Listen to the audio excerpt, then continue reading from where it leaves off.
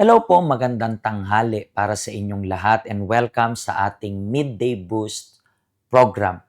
And ngayon pong araw na ito, reminding nyo lang bago tayo tumalon sa ating pinag-uusapan, reminding nyo lang po na today, meron po tayong Lord Supper.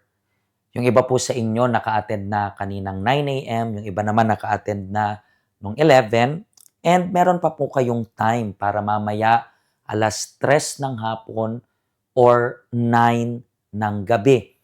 Sa pagpunta po ninyo, ihanda nyo po yung sarili ninyo kasi itong gagawin nating ceremony or celebration ng Lord's Supper, tayo po ay matututo kung paano tayo makakapasok sa kaharian ng Diyos.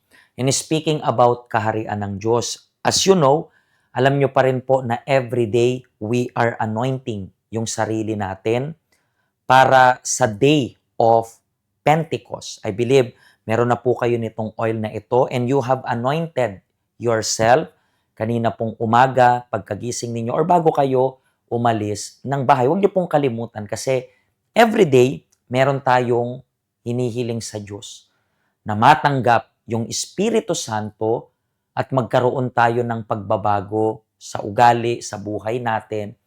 Pero kung gusto natin na matanggap yung Holy Spirit, meron tayong dapat na alisin. Katulad ng pinag-uusapan natin since yesterday, ginagamit natin itong verse na ito. Sabi dito, walk in the Spirit and you shall not fulfill the lusts of the flesh. For the flesh lusts against the Spirit and the Spirit against the flesh. And these are contrary to one another, so that you do not do the things that you wish. But if you are led by the Spirit, you are not under the law. Now, the works of the flesh are evident, which are adultery, and today, we are going to talk about uncleanness. Sa Tagalog, karumihan. So, kung hindi nyo pa po, kasi kung today pag-uusapan natin yung uncleanness, and kung hindi nyo pa po napanood yung episode natin yesterday, nasa ating YouTube link po yan. Yung YouTube link is, yung YouTube channel natin is available yan publicly. Pwede nyo pong i-share para sa family members ninyo. Pwede nyo pong i-share para sa mga kamag-anak ninyo or friends ninyo na sa tingin ninyo pwedeng matulungan ng video na to. So okay, let's talk about itong uncleanness. Ano po bang ibig sabihin nitong tinatawag nating karumihan? Kasi sa Tagalog, kapag binabasa nyo po yan, gawain daw ng laman is yung una is yung pangangalunya, pangalawa ito, yung karumihan. Let's see kung anong definition and explanation ni Bishop Macedo when we talk about itong uncleanness or karumihan. Sabi dito, according to the Old Testament, anyone who touch a leper, ibig sabihin, sino man daw makakahawak or makakahipo sa isang kitongin, a corpse, ibig sabihin yung bangkay, or an unclean animal, ibig sabihin yung kinukonsider nilang hindi malinis na hayop, would become unclean. Yan po ay sa Old Testament, okay? But without a doubt, the Apostle Paul was not talking about this kind of impurity in this Galatian passage. Next. Rather, he was referring to the sexual misconduct and immorality being practiced by the people in that community, which defiled them to the point that they became spiritually impure. Sabi pa diyan, it's a challenge to define spiritual uncleanness since it has so much to do with a person's conscience. The Apostle Paul says, men and brethren, I have lived in all good conscience before God until this day. So, dito po, before we finish itong statement na to, Yung uncleanness or karumihan, hindi lang po yan pagdating sa sexual na activity. Pwede, pag sinabi nating ang dumi-dumi ng isip mo, ang dumi-dumi mo, pwede nating maisip na yung tao kasi may kalaswaan. Pwede nating sabihin dyan. Pero, hindi lang ito yung ganitong klase ng definition, kundi pwede daw natin tong i-relate sa pagiging malinis ng ating konsyensya.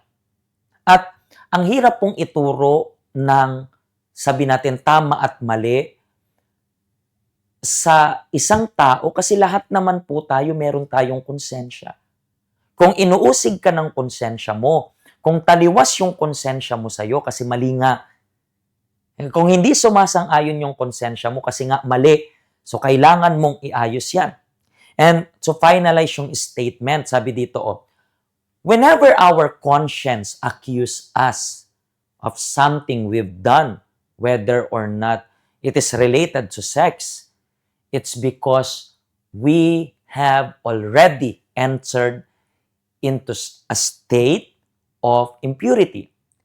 This is condemned by the Holy Spirit who wants our bodies to be His temple, His dwelling place. So whether daw yan ay regarding sa karumihan sa sexuality, regarding yan sa kahit anuman, basta may umusig sa konsensya mo kasi mali na po yan. And bawat isa, pwede ko pong sabihin sa yung tama yung ginawa mo.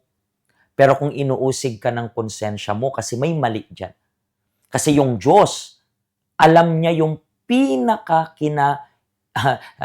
even nakaka-confuse yung word na sa Tagalog, yung kaibuturan. So, alam niya yung pinakamalalim na intention mo. So, kung papasimplihin natin itong explanation, itong uncleanness, lahat ng bagay na magpaparumi sa konsensya mo. Lahat ng bagay. At hindi po, walang point na makipagtalo ka sa konsensya mo at kumbinsihin mo yung konsensya mo. Kasi ang mangyayari lang, mamamanhid yung konsensya mo. Pero hindi ibig sabihin na namanhid yung konsensya mo is malinis yung konsensya mo. So panatiliin natin yung sarili nating malinis. Tingnan nyo po yung konsensya ninyo. Meron po bang nag-a-accuse? Meron po bang nagpapabigat sa konsensya mo? Kailangan mo yan iresolba sa Panginoon sa lalong madaling panahon habang may oras pa. Naintindihan niyo po ba? So, yan po yung topic natin for today. And also, reminding nyo lang po na this coming Sunday na yung start ng ating Fast of Daniel. For more information, bisitahin nyo lang po yung website natin at makikita nyo po kung ano itong Fast of Daniel na to. Ang Pentecost ay pista. Pista ng Espiritu Santo. So, kinakailangan natin maging kalugod-lugod sa Espiritu Santo, kaya merong Fast of Daniel. And I believe matutulungan kayo ng program na ito to eliminate kung ano yung hindi nagpapasaya sa Holy Spirit. Pangalawa pala ng pinag-uusapan natin. And bukas, meron tayong pag-uusapan again, yung next nitong, actually pwede nyo nga mabasa sa Biblia nyo yan. Kung ano yung next, explain lang natin dito. Panoorin niyo po yung testimony ito at magkita-kita po tayo mamaya siguro sa church or bukas sa ating Midday Boost program. From the ages of 6 to 8, I was sexually abused by 2 relatives. Out of fear and to protect my family, I kept everything to myself. Because of the pain and anger, I wished for them to die, thinking that would give me peace. Later on, both of them died.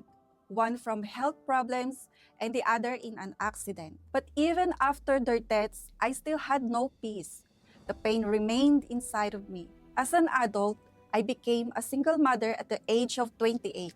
After I failed the relationship, I struggled emotionally. Depression began to take over, and it became worse when my ex-partner made false accusations against me. Wanting a better life for my son, I moved to Hong Kong to work. But I found life here difficult. I fell in with friends who influenced me into partying and drinking. I was indecisive and dependent on others, so I easily followed their advice. This led me to take out a loan of 30,000 Hong Kong dollars to build a house. I ended up in debts and financial pressure. My salary was not enough to support my family, especially with the monthly payments. I worked even in my days off, but the house was still not completed. At the same day, I felt empty inside.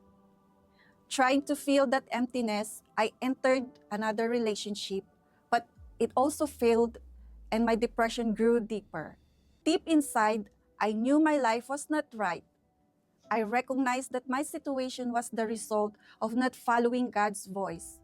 I had attended the help center before and heard messages about change and hope, but I never applied them. Until one day, I became tired of my situation. I made a decision to surrender my life at the altar. I choose to let go of everything. The pain from the abuse, the unforgiveness toward my relatives, the grudges against my son's father, my addictions, and my worries about my son and our future. I decided to put God first. I invited the Holy Spirit to live in me, and I began to take action to please Him. I separated myself from negative influences. I stopped watching pornography and I pursued a real relationship with God. I desired the Holy Spirit because I understood that He was the key to my transformation. And God fulfilled His promise. I received deep inner peace and the assurance that the Holy Spirit now lives in me. My mindset changed.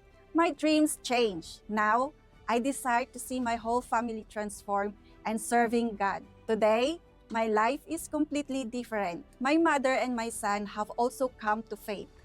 My son now attends UTF and has been baptized in water. My mother is actively serving in Caleb in UCKG Ordaneta. As for me, I am now free from depression, free from addictions, and free from financial struggles. I now have savings and additional sources of income. I was able to invest in a house and lot in a subdivision in Ordaneta. Today, I have peace within me. By surrendering everything in God's hands, I now have the assurance of my salvation, my family's salvation, and the presence of the Holy Spirit in my life. I am no longer bound by my past, and I'm truly free.